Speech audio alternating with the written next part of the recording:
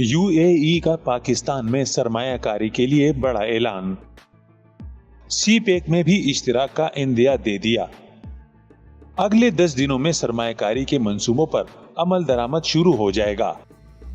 पाकिस्तान में सरमायाकारी के वसी मौके मौजूद हैं और पाकिस्तान के लिए नया साल बहुत रोशन साबित होगा।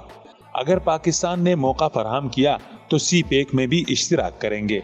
इन ख्यालात का इजहार यूएई के कौंसल जनरल डॉक्टर बखीत अतीक अल रुमैती ने यूएई के यूनियन डे के मौके पर कराची कौंसलेट में मुनक्किदा तकरीब से खिताब करते हुए किया।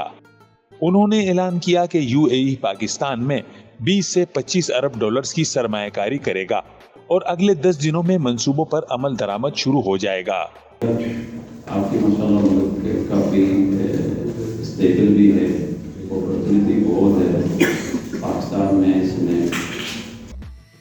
उनका मजीद कहना था कि सरमायाकारी का अहम मकसद बरामदात को बढ़ाना और कराची को बरामदात का हब बनाना है।